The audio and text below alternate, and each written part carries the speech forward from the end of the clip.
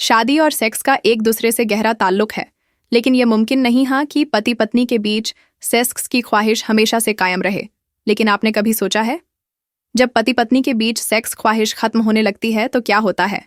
चलिए आज जानते हैं पति पत्नी किसे कहते हैं। शादी को 5 साल हो चुके थे और एक दिन पत्नी ने सोचा कि अगर वो अपने पति को छोड़कर चली जाती है तो क्या होगा। पति का रिएक्शन क्या होगा, वो क्या सोचेगा और कैसा फैसला लेगा। इस तरह पत्नी के दिल में कई सवाल उठने लगे। तब उसने सोचा, क्यों ना पति का इम्तिहान लिया जाए और देखा जाए कि आखिर होता क्या है।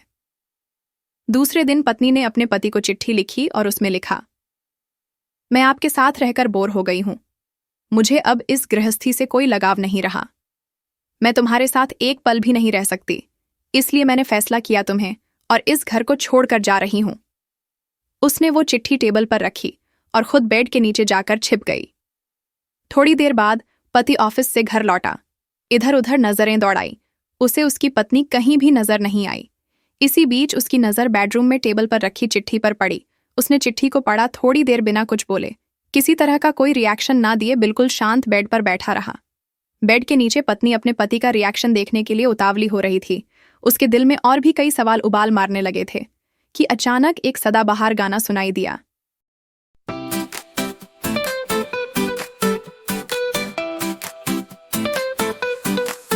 मेरी बीवी मायके चली गई, मेरी बीवी मायके चली गई।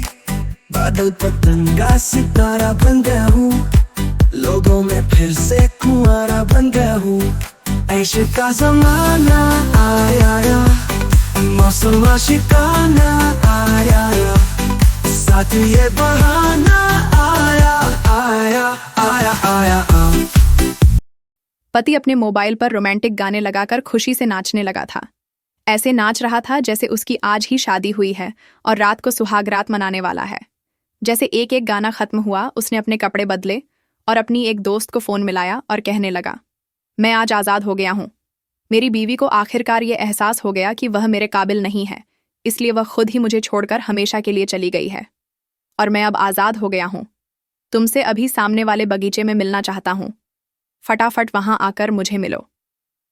इतनी बात कही और पति घर से बाहर निकल गया।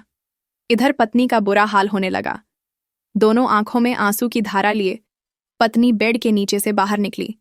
उसके हाथ थर थर कांप रहे थे।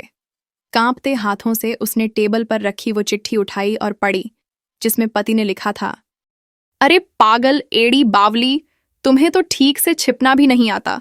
बेड के नीचे से तुम्हारे पैर दिख रहे हैं।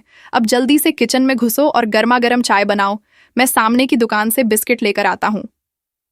तुम्हारे आने से मेरी जिंदगी खुशगवार है। आधी खुशी तुझे सताने में मिलती है और आधी तुझे मनाने में। आखिर में तो हम दोनों ही साथ रहेंगे ना। कभी हम झगड़े, एक दूसरे की टांग खींचे, एक दूसरे को बुरा भला कहे, फिर भी एक दूसरे पर दादागिरी करने के लिए ही तो हम साथ है। जो बोलना है बोलो, जो करना है करो। जब हमारे चश्मे गुम जाएंगे तब एक दूसरे के चश्मे भी हमें ही ढूंढने पड़ेंगे। कभी मैं रूठूं तो तुम मुझे मनाना, कभी तुम रूठो तो मैं तुझे मना लूंगा। जब नजर कम आएगा, सुनाई भी कम देगा, तब एक दूसरे में एक दूसरे को ढूंढने के लिए हम दोनों ही होंगे। जब घुटनों में दर्द बढ़ जाएगा, कहीं आना जाना भी बंद हो जाएगा, तब एक दूसरे के नाखून भी हमें ही काटने होंगे।